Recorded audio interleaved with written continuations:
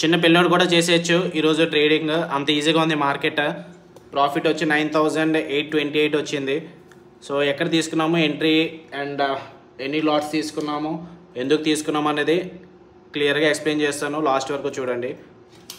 Third candle ఇక్కడ CPR దగ్గర green bar form అయింది. నిన్నటి వరకు market descending CPR like CPR కింద ఫామ్ అయింది, కాకపోతే ఈరోజు మార్కెట్ సిపిఆర్ పైన ఓపెన్ అయింది. అలాంటప్పుడు సిపిఆర్ అనేది సపోర్ట్ కింద యాక్ట్ చేస్తుంది. ఇప్పుడు కూడా ప్రైస్ సిపిఆర్ కింద ట్రేడ్ అవుతున్నప్పుడు రెసిస్టెన్స్ కింద యాక్ట్ చేస్తుంది, ప్రైస్ సిపిఆర్ పైన ట్రేడ్ అవుతున్నప్పుడు సపోర్ట్గా యాక్ట్ చేస్తుంది. ఇక్కడ థర్డ్ క్యాండిల్ దగ్గర ఎంట్రీ తీసుకున్నాను for the target of R3 కానీ, లేదంటే అక్కడ సైడ్ వేస్గా ఉంటుందని చెప్పి తీసుకున్నాము. ఈరోజు నిఫ్టీ ఎక్స్పైర్ ఉంది 13 ఫిబ్రవరి 22,950 పుట్ ఆప్షన్ సెల్ చేశాను.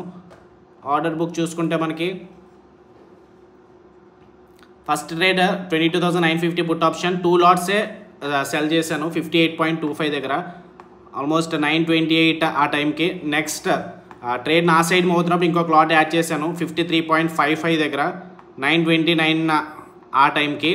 అండ్ ఓవరాల్గా నాకు 10,000 రిస్క్ ఈ ట్రేడ్లో 5,000 చేసుకున్నాను. 1:2 రిస్క్ రివార్డ్ అయితే 10,000 కాబట్టి 10,000 12 రూపీస్ 13 రూపీస్ రాగానే క్లోజ్ చేశాను. 10:03కి అయింది. Okay, with in half an అవర్లో అయితే 10,000 అనేది ఈరోజు కొట్టాము. అండ్ అలాగని చెప్పి ప్రతిరోజు ఎంత ఈజీగా ఉంటుందని ఏం కాదు.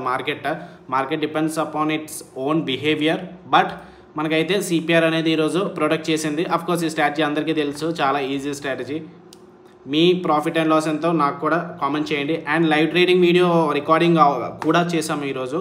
అది మీకు కావాలనుకుంటే యూట్యూబ్ ఛానల్ వీడియోస్ సెక్షన్లో ఉంటుంది. క్యాండిల్ టు క్యాండిల్ ఎక్కడ ఎంట్రీ తీసుకున్నాము, ఎక్కడ ఎగ్జిట్ తీసుకున్నాము, రిస్క్ ఎంత పెట్టుకున్నాము, ప్రతిదీ కూడా మనకి ఎక్స్ప్లెనేషన్ వీడియో అందులో అయితే దొరుకుతుంది. సో ఒకసారి చూడండి. అండ్ వీడియో నచ్చితే ఛానల్ని సబ్స్క్రైబ్ చేసుకోండి, ఫర్దర్గా ఇలాంటి ఎడ్యుకేషనల్ వీడియోస్ అనేవి పెడతాము.